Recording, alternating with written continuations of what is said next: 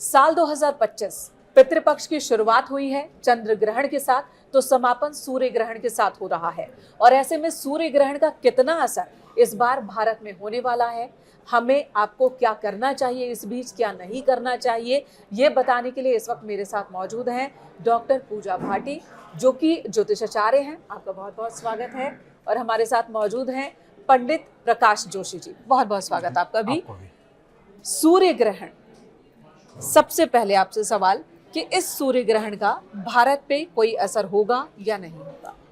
देखिए, जो सूर्य ग्रहण है वो 21 सितंबर को यानी साल 2025 में लगने वाला है। रात के 11 बजे से लेकर और 3 बज के यानी कि सुबह हो जाएगी, 22 तारीख हो जाएगी, 3 बज के 23 मिनट तक ये रहने वाला है। तो कुल मिलाकर देखा जाए तो ये जो ग्रहण है इसका भारत में दिखाई नहीं देगा, तो याद रखिएगा। लेकिन ज्योतिषीय दृष्टि से भारत पे इसका प्रभाव पड़ेगा, क्योंकि ज्योतिष में ग्रह नक्षत्र बनेंगे। लेकिन वैसे देखा जाए तो जैसा कहते हैं सूतक का या पातक का प्रभाव, या सूतक पातक की मान्यता, जैसे कहते हैं कि चंद्र ग्रहण होता है तो 9 घंटे पहले सूतक लग जाता है, मंदिरों के पट बंद हो जाते हैं, खाना बनाना निषेध होता है। तो इस तरह का कोई भी प्रभाव भारत पे होता हुआ नजर नहीं आ रहा है। ये जो ग्रहण है ये कहीं ना कहीं न्यूजीलैंड के अंदर, फिजी के अंदर, ऑस्ट्रेलिया के अंदर पूर्ण तरीके से दिखाई देगा। यानी जब ये रात को 11 बजे, क्योंकि 11 बजे रात्रि में ग्रहण लगेगा, तो यहाँ भारत में तो रात होती है, तो यहाँ तो वो सूर्य के दर्शन हो नहीं पाएंगे, उस ग्रहण के दर्शन हो नहीं पाएंगे। तो हमें सूतक और पातक का बिल्कुल भी ख्याल नहीं रखना है। सूतक और पातक का ख्याल जिनको रखना है वो न्यूजीलैंड में जो लोग रहते हैं, फिजी में जो लोग रहते हैं और ऑस्ट्रेलिया में जो लोग रहते हैं, उनको रखने की जरूरत है। पूजा जी, सूतक और पातक इसका ख्याल नहीं रखना है, यानी कि खाना बनाना बंद कर दें, जो खाना पहले से रखा है उसे हटा दें, नहाना धोना ये सब करने की जरूरत नहीं है। लेकिन असर क्या जीवन पर क्या होगा? देखिए, सूतक नहीं लगेगा, मंदिर के कपाट नहीं बंद होंगे, लेकिन हम ये मानते हैं कि सूर्य और चंद्रमा हमारी दो ल्यूमिनरीज हैं, और ज्योतिष में सूर्य को हम राजा की उपाधि देते हैं और सूर्य ही ऊर्जा का स्रोत मानते हैं। इंडिया में ये नहीं दिख रहा है, इसलिए सूतक मान्य नहीं है। लेकिन बाकी की सावधानियां हमें बरतनी चाहिए, खास करके जो प्रेग्नेंट लेडीज हैं उनको बहुत ज्यादा ध्यान रखने की जरूरत है। मेरे हिसाब से उनको सारे नियम फॉलो करने चाहिए। अपने खाने में तुलसी दल भी डाल के रखें, और ग्रहण के दौरान सोए ना, कोई नुकीली चीज का काम ना करें, और सिर्फ मंत्रों का जाप करते रहें, ये बहुत जरूरी है। जैसा कि हमने देखा चंद्र ग्रहण के दौरान भी ये कहा गया था कि चंद्र ग्रहण में भी रात के वक्त सोना नहीं है। बहुत सारे लोग जो इसमें फेथ रखते हैं, भरोसा रखते हैं, उन्होंने रात जाकर बिताई है। तो क्या सूर्य ग्रहण में भी ये करना होगा उन्हें? सूर्य ग्रहण में आपको जहां लग रहा है उनको तो करना ही होगा। जहां पर लग रहा है वहां पर आपको क्या करना है कि सूर्य को स्पष्ट रूप से नहीं देखना है, याद रखिएगा। ये तो विज्ञान भी मना करता है, ज्योतिष भी मना करता है। साथ ही साथ उन्हें सूतक पातक का ध्यान देना है, नाखून तेल नहीं लगाना सूतक काल के अंदर। 12 घंटे पहले न्यूजीलैंड, ऑस्ट्रेलिया के अंदर आपका कहीं ना कहीं इसका ग्रहण का, सूर्य ग्रहण का प्रभाव शुरू हो जाएगा। तो 12 घंटे पहले आपको थोड़ा सा ध्यान देना पड़ेगा, सूतक लग जाएगा। तो ऐसे में मंदिर के कपाट बंद हो जाते हैं, पहली चीज ये होती है। दूसरा, ऐसे में कोई शुभ काम, जैसे व्यापार का कोई शुभ काम नहीं करना चाहिए, लंबी दूरी की यात्रा नहीं करनी चाहिए। गर्भवती स्त्रियों को योगा, एक्सरसाइज, व्यायाम नहीं करना चाहिए। खासकर गर्भवती स्त्री के लिए ग्रहण का विशेष ब्रह्ममिहिर संहिता के अंदर लिखा है। तो इसलिए इस समय पे गर्भवती महिला को थोड़ा सतर्क रहना चाहिए। खासकर ड्राइविंग नहीं करनी चाहिए, या फिर कोई भी शुभ काम नहीं करने चाहिए। ऐसे में खाना बनाना, नाखून काटना, शरीर पे तेल लगाना वर्जित माना जाता है। अगर आपको भोजन भी बनाना है, भारत में तो कभी भी बना सकते हैं क्योंकि भारत पे इसका कोई प्रभाव नहीं है। लेकिन अगर आप न्यूजीलैंड में रहते हैं, ऑस्ट्रेलिया के अंदर रहते हैं, तो भाई आपको पहले ही भोजन की तैयारी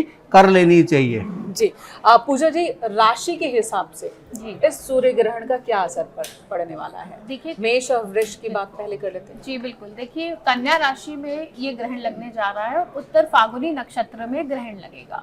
तो अगर हम 12 राशियों की बात करें तो जिस राशि में ग्रहण लगता है उस राशि पे सबसे ज्यादा प्रभाव पड़ता है। तो कन्या राशि वालों पे तो सबसे ज्यादा प्रभाव इसका रहेगा ही। साथ ही अगर हम शुरुआत करते हैं मेष राशि से, तो मेष राशि के 6ठे भाव में ये ग्रहण लग रहा है। तो 6ठा भाव जो होता है हमारा रोग ऋण शत्रु का होता है। तो मेष राशि पे जिस तरह से 7.5 भी चल रही है, उन्हें ज्यादा सावधान रहने की जरूरत है। उनको स्वास्थ्य संबंधित समस्याएं आ सकती हैं, जॉब में भी उनको दिक्कत आ सकती है, क्योंकि 6th हाउस को हम जनरली सर्विस से भी जोड़ते हैं। तो जॉब से रिलेटेड उनकी लाइफ में इश्यूज आ सकते हैं, और साथ में लोन रिलेटेड प्रॉब्लम्स, अगर आपने लोन वगैरह के लिए अप्लाई कर रखा है उसमें डॉक्यूमेंटेशन इश्यूज आ सकते हैं। और खास करके मेष राशि वालों को अपनी हेल्थ का बहुत ज्यादा ध्यान रखने की जरूरत है। बात करेंगे वृषभ राशि की। वृषभ राशि वाले जितने भी हैं उनकी राशि से पंचम भाव में लग रहा है, तो रिलेशनशिप में कहीं ना कहीं प्रॉब्लम्स आ सकती हैं। तो अगर आप किसी रिलेशनशिप में हैं तो आपको बहुत ज़्यादा ध्यान रखने की ज़रूरत है, किसी भी तरह की मिसअंडरस्टैंडिंग अपने रिलेशनशिप में ना आने दें। और साथ ही संतान पक्ष से भी थोड़ी सी प्रॉब्लम आपको आ सकती है, संतान संबंधित समस्याओं का आपको सामना करना पड़ सकता है। जो लोग फैमिली प्लानिंग स्टेज पे हैं, इस ग्रहण में बहुत ज्यादा ध्यान रखें। जो हमने आपको सावधानियां बताई हैं वो सावधानियां जरूर बरतें, क्योंकि देखिए वैसे भी मंगल का साल है, यहाँ पे थोड़ा सा नेगेटिव इफेक्ट इस चीज का पड़ सकता है। तो वृषभ राशि वालों को भी बहुत ज्यादा सतर्क रहने की जरूरत है। अगली दो राशियों की बात कर लेते हैं, मिथुन और कर्क। मिथुन और कर्क के लिए ये सूर्य ग्रहण कैसा रहने वाला? देखिए सूर्य ग्रहण में मेनका जी मैं मेन बात भी बता देता हूँ। ये सूर्य ग्रहण की कुंडली आप देखेंगे, कन्या लगन के अंदर ये सूर्य ग्रहण बन रहा है। तो सूर्य चंद्रमा आप देखेंगे बुध, 3 ग्रह हैं। शनि की दृष्टि है, छत्रभंग नाम का योग बन रहा है। अब इसके टारगेटिंग पॉइंट क्या होंगे इसके बारे में भी चर्चा कर लेते हैं। पहले आप देख लीजिएगा कि बाद में आप बोलेंगे तो तुक्का है, महज इत्तेफाक है, ज्योतिषी ने जो बताया वो तुक्का लगाया। बहुत बार ऐसी चीजें हमें सुनने को मिलती हैं, तो मैं आपको लॉजिकली बता देता हूं। देखिए इसके जो टारगेटिंग पॉइंट है, क्योंकि छत्रभंग योग बन रहा है जो कि सत्ता में परिवर्तन का योग होता है ये, ठीक है ना। तो पाकिस्तान, तुर्की और वेस्ट इंडीज इसके टारगेटिंग पॉइंट है। यानी कहीं ना कहीं ये जो सूर्य ग्रहण है, हालांकि पाकिस्तान में नहीं नजर आ रहा, लेकिन कन्या राशि के अंदर हो रहा है। तो मेदिनी ज्योतिष के अनुसार तुर्की, वेस्ट इंडीज, स्विट्जरलैंड, यूनान, पाकिस्तान में भूकंप की घटनाएं या सत्ता में बड़ा परिवर्तन के योग नजर आ रहे हैं, मैं आपको पहले बता दूं। और ये क्योंकि छत्रभंग योग बन रहा है इस कारण से। अब बात कर लेते हैं मिथुन राशि पे इसका क्या प्रभाव रहेगा। तो मिथुन राशि में मुझे शुभ प्रभाव दिख रहा है, बृहस्पति यहाँ पर बैठे हैं। तो कहीं ना कहीं करियर से संबंधित कोई फायदा आपको 40 दिन के अंदर होता हुआ नजर आ रहा है। किसी तीर्थ में आप जा सकते हैं, कोई पूजा पाठ आप कर सकते हैं, उसके योग आपके नजर आ रहे हैं। करियर में आपको पद प्रमोशन के योग आपको नजर आ रहे हैं। तो कुल मिला के मिथुन राशि में मुझे पॉजिटिव दिख रहा है। कर्क राशि के बारे में बात करें तो भाई आपको थोड़ा धन से संबंधित निर्णय सोच समझ के लेने पड़ेंगे, क्योंकि धन से संबंधित नया कोई काम कर रहे हैं, ऑनलाइन कोई ट्रांजैक्शन आप कर रहे हैं। क्योंकि बुध और चंद्रमा एक साथ बैठे हैं। बुध क्या है? बुध टेक्नोलॉजी का कारक है। और टेक्नोलॉजी में क्या, अगर आप ऑनलाइन ट्रांजैक्शन कर रहे हैं, देश विदेश में पैसा भेज रहे हैं, तो एक बार कंफर्म कर ले, धन की हानि आपके लिखी है। नया कोई काम नहीं करना, किसी की ऑनलाइन बातों में कर्क राशि वालों को नहीं आना है। अगर आपने ये गलती कर दी तो आपको भारी पड़ जाएगा, नहीं तो ये जो चंद्र ग्रहण है आपके लिए मध्यम फलदायक है। अगला है सिंह और कन्या राशि जी, इन दोनों के बारे में बताएं, क्योंकि कन्या सबसे ज्यादा प्रभावित जी होने वाली राशि है। जी, सिंह राशि की अगर मैं बात करूंगी तो देखिए सिंह राशि के स्वामी जो है सूर्यदेव खुद ही चंद्र ग्रहण में ग्रसित हैं। तो जब सूर्यदेव ग्रहण में ग्रसित हैं तो कहीं ना कहीं सिंह राशि वालों पे इसका बहुत मेजर इम्पैक्ट पड़ेगा। सबसे पहले तो हेल्थ का बहुत ध्यान रखने की जरूरत है। और सूर्य जो होता है मान सम्मान और प्रतिष्ठा का भी कारक होता है। तो सिंह राशि वालों को मान सम्मान और प्रतिष्ठा संबंधित दिक्कतें आ सकती हैं। उन्हें अपनी बोन्स में विटामिन डी से रिलेटेड इस तरह के चैलेंजेस आ सकते हैं। तो उन्हें बहुत ज़्यादा अपनी हेल्थ का ध्यान रखना है। और साथ ही अगर आप जॉब कर रहे हैं तो जॉब में भी काफ़ी सतर्क रहें। अपने बॉसेस से किसी भी तरह के किसी भी कॉन्फ्लिक्टिंग सिचुएशन में आप ना पड़े। बात करेंगे कन्या राशि की। देखिए कन्या राशि में ही ये ग्रहण लग रहा है और उत्तर फाल्गुनी नक्षत्र में लग रहा है। तो जो भी लोग कन्या राशि वाले हैं, उत्तर फाल्गुनी नक्षत्र वाले हैं, उन पे बेहद खास इफेक्ट रहेगा। सबसे पहले तो हेल्थ इश्यूज रहेंगे। दूसरी, जब जिस राशि में लगता है वहाँ पे उन राशि के लोगों को एक कंफ्यूजन की स्थिति बन जाती है। मतलब डिसीजंस लेने में उन्हें थोड़ा समय लेके, पॉज लेके, सोच समझ के डिसीजंस लेने की ज़रूरत है। साथ ही वहाँ से 7th हाउस में उनका जो है ग्रहण का प्रभाव रहेगा। तो मैरिज में भी उनके इश्यूज आते हुए दिख रहे हैं। अगर आप पार्टनरशिप बिजनेस में हैं तो पार्टनरशिप में भी कॉन्फ्लिक्टिंग सिचुएशंस बन सकती हैं। अगली दो राशियों की बात कर लेते हैं, तुला और वृश्चिक। जानते हैं जोशी जी से। तुला राशि की अगर हम बात करें तो तुला राशि में ही मंगल उस समय पे गोचर करेंगे, और मंगल तुला में होने से एक तो प्रॉपर्टी से संबंधित कोई उलझन आपकी दूर होती हुई नजर आ रही है तुला राशि वालों। संतान से संबंधित कोई, प्रेम से संबंधित कोई प्रॉब्लम चल रही है तो वो सॉल्व होती हुई आपकी नजर आ रही है। विदेश से संबंधित, इंपोर्ट एक्सपोर्ट से संबंधित कोई समस्या आपको हो रही है काम में, तो वो सॉल्व होती हुई नजर आ रही है। तो कहीं ना कहीं तुला राशि के लिए ये जो 40 दिन का जो पीरियड है इस ग्रहण का, वो बहुत लाभकारी नजर आएगा। वहीं पर वृश्चिक राशि की अगर हम बात करें तो भाई रोग पे आपको ध्यान रखना है, क्रोध पे आपको ध्यान रखना है। 40 दिन आपको क्रोध बहुत ज्यादा आएगा। दूसरा, आपका चालान कट सकता है या सरकारी दंड का भुगतान आपको करना पड़ सकता है, और कहीं ना कहीं आपको हल्की चोट लग सकती है। वृश्चिक राशि का योग नजर आ रहा है, हल्का ही नजर आ रहा है, कोई ज्यादा नहीं। और करियर के बारे में बात करें तो करियर के लिए यही स्थिति बहुत अच्छी है। करियर में आपका कोई डील बन सकती है, आपका कोई धन लाभ हो सकता है, करियर से संबंधित कोई खुशखबरी आपको प्राप्त हो सकती है। तो कहीं ना कहीं फिजिकली और क्रोध पे वृश्चिक राशि को 40 दिन नियंत्रण रखना, बाकी तो बहुत अच्छा है। और अगली 2 राशियां हैं धनु और मकर राशि। धनु और मकर के लिए बताइए कि क्या होने वाला है। जी देखिए, धनु राशि से दशम भाव में ये ग्रहण पड़ रहा है, तो करियर में नई अपॉर्चुनिटीज आपको मिल सकती हैं। धनु राशि वालों के लिए काफ़ी पॉजिटिव है ये ग्रहण, क्योंकि अगर वो बिजनेस में हैं या जॉब में हैं तो नई अपॉर्चुनिटीज़, नए प्रोजेक्ट्स उनको मिल सकते हैं। ट्रैवल भी हो सकता है, वर्क रिलेटेड ट्रैवल, जो उनके लिए बहुत अच्छा रहेगा।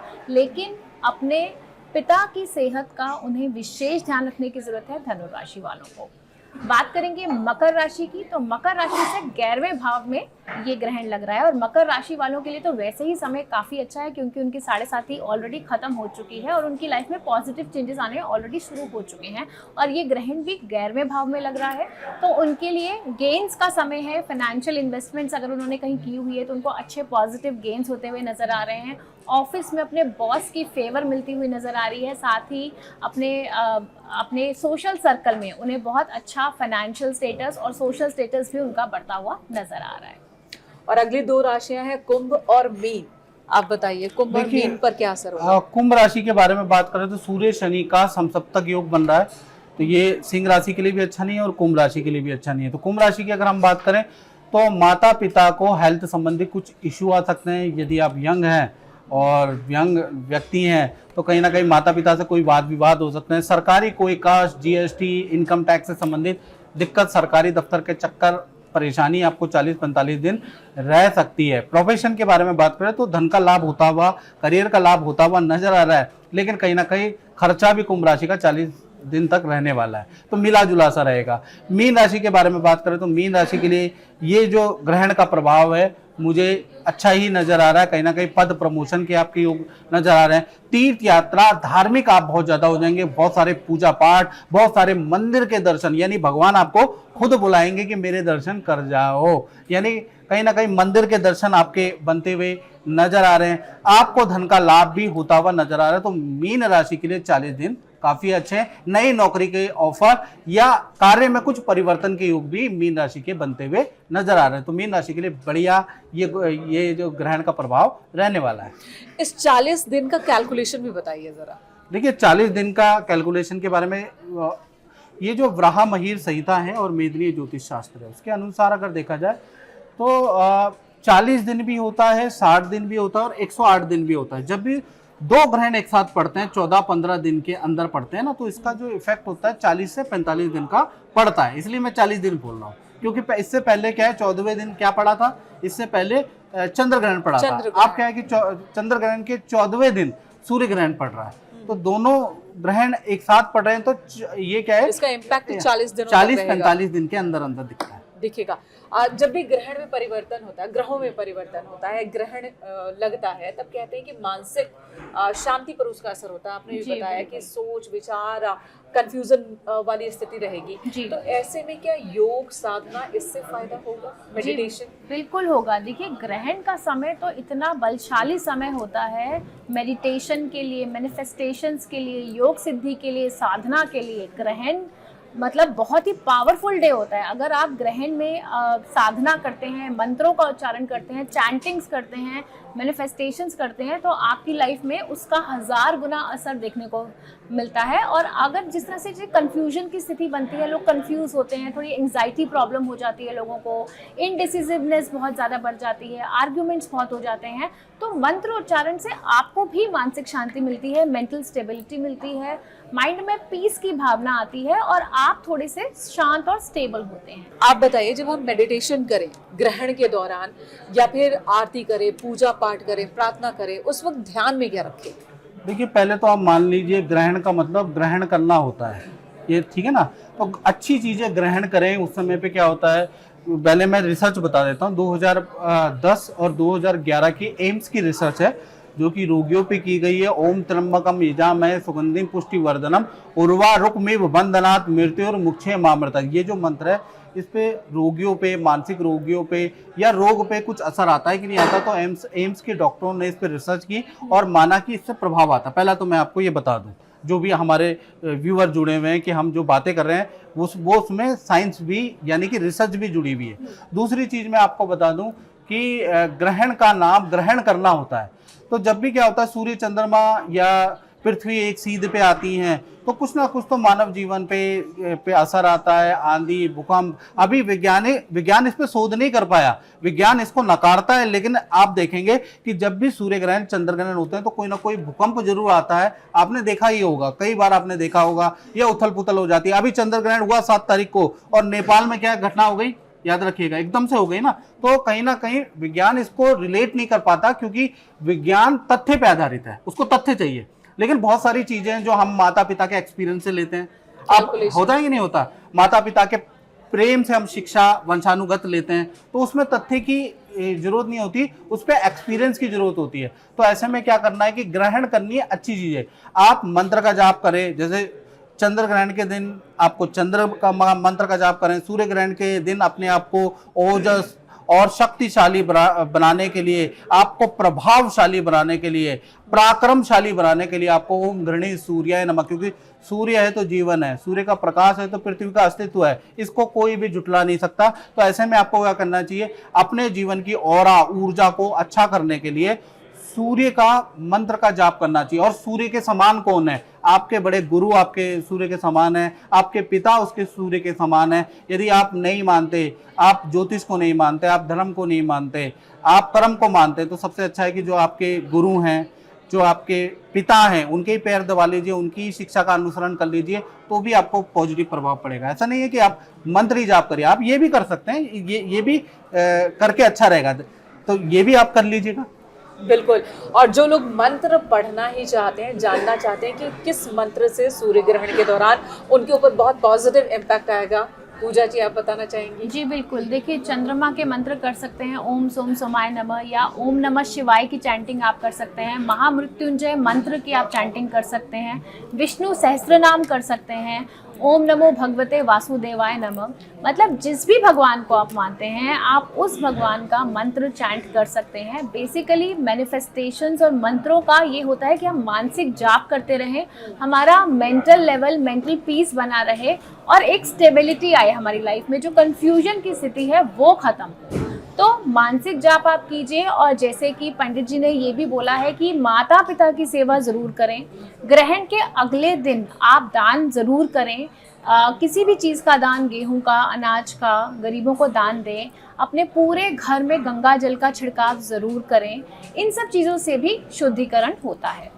बहुत बहुत धन्यवाद आप दोनों का ही इस वक्त बातचीत में शामिल होने के लिए। उम्मीद है कि जो हमारे दर्शक हैं इस वक्त हमें सुन रहे हैं, आपको सुन रहे हैं, जो उपाय आपने बताए हैं उन उपायों का वो पालन करें और उन्हें फ़ायदा भी हो।